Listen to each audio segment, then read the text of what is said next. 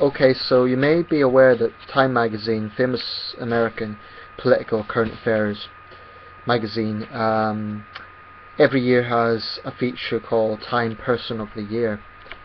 Last year it was Pope Francis. Now this award is, well, it's not really an award, it's a recognition, so to speak. It's quite prestigious because there's a lot of public interest in it, and obviously Time is a prestigious magazine. It's a recognition of a person who is perceived to have the biggest global impact, for good or bad. Now, one thing people don't seem to realise is that this is for good or bad. It's simply the most influential. So in that sense, it's not intended as necessarily an honour, more a recognition. And that's something that people need to realise. So this has been going on since 1927. Most years it is just an individual person who's perceived to have had a big influence, but some years, and this has been a controversial decision, it's been an abstract concept. 1982, the computer. 1988, the endangered Earth, that was Planet of the Year. 1993 was Free People. In recent years, 2011, the protesters, that's sort of a generic recognition of the Arab Spring. 1975, American Women, and so on. There is a sort of abstract concept for a lot of these things. Now, I take issue with this, not because I don't think that there should be recognition beyond an individual, but because it's just inconsistent, and it is a bit like Person of the Year is, if they're going to have Person of the Year, then make it a person. Maybe what they should do in tandem is, okay, have a Person of the Year, but also have a Group of the Year for a group of people, and maybe a Concept of the Year. Now, there's been a few individuals that have won a few times. Most American presidents have been featured, with the exception of Gerald Ford and a few others, but FDR, President Roosevelt, featured no fewer than 3 times. Churchill was featured in 1949. I believe that was the second time he was voted a Person of the Half Century. And Person of the Century was Albert Einstein, because they argued it was a century of science, and Einstein was the foremost scientist.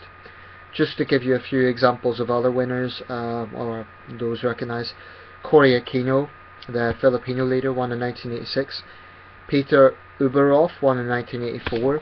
He was the organiser of the 1984 Summer Olympics. Ted Turner of CNN won in 1991.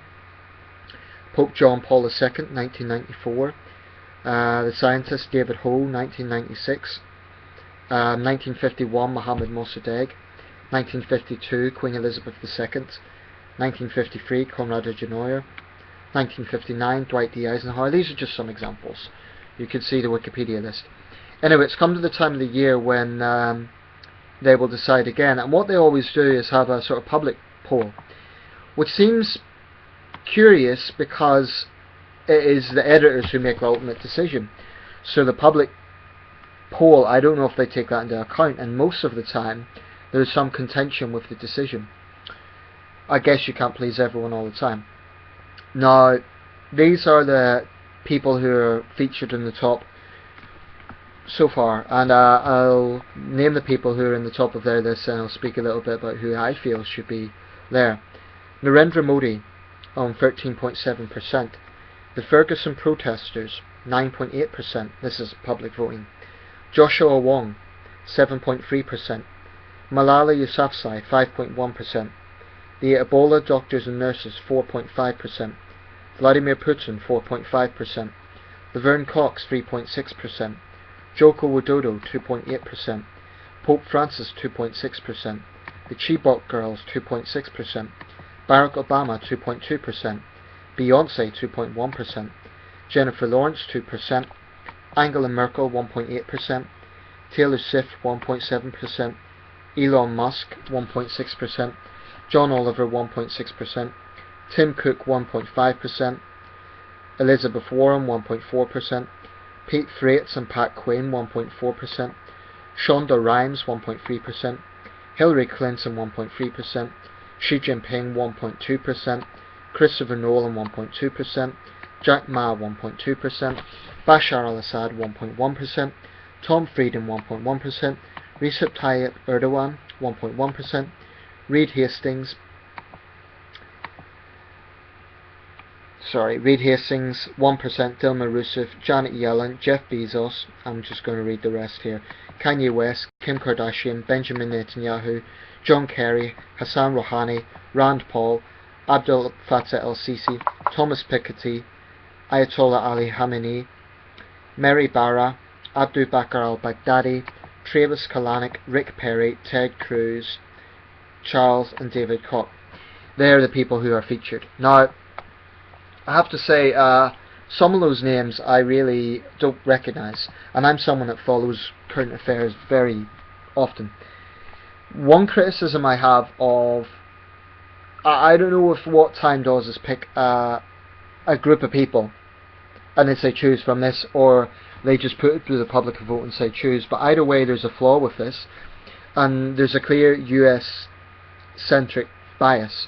Now, yes, a lot of those names are from other countries, but I cannot understand why an American TV star would be considered the most influential person in the world, or an American senator who is having an influence in American politics but not worldwide.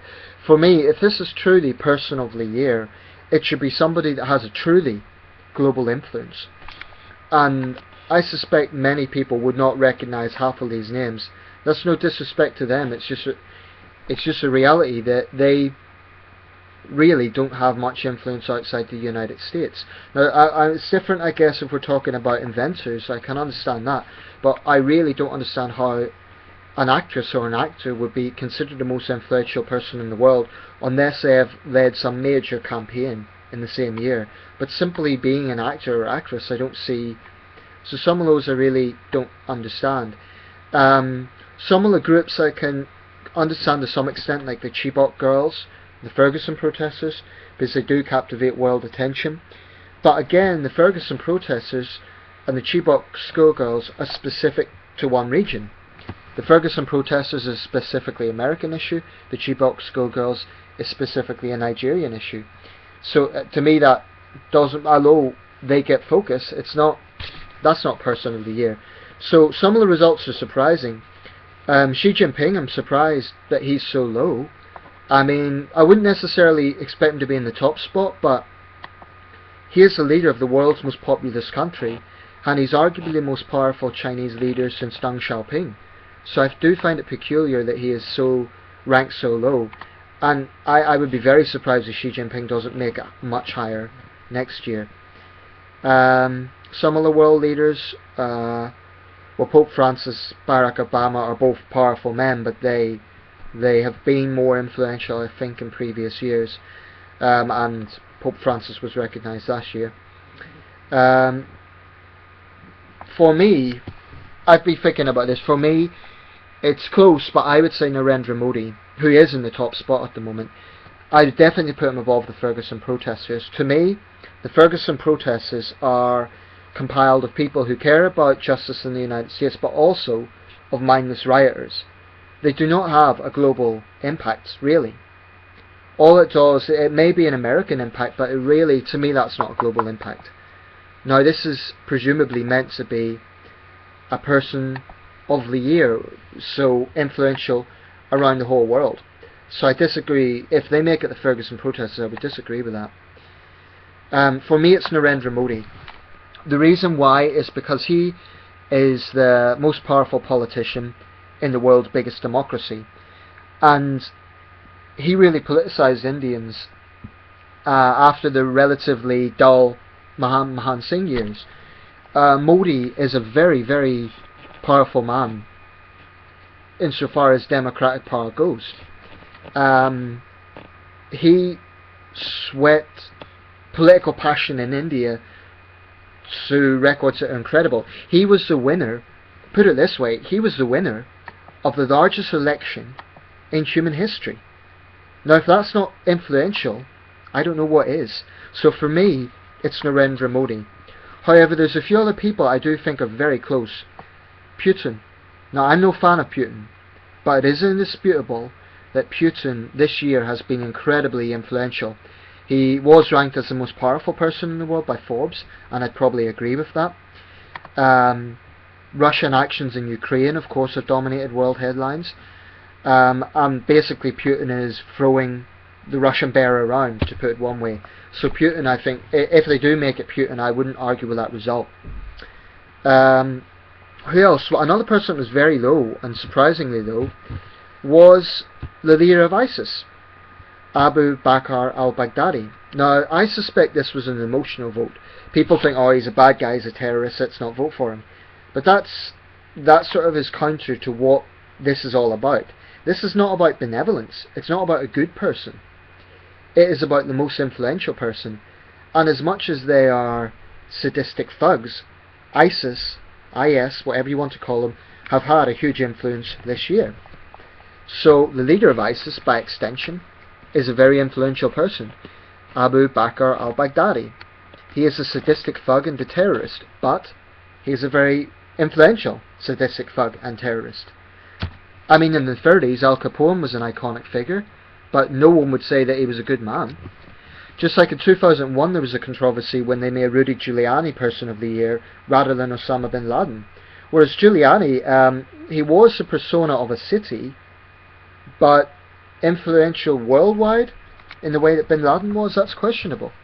So I do think some of these decisions are definitely politically driven, and there is probably some fear from the Time editorial people of a backlash if they make a choice that would be considered to be controversial.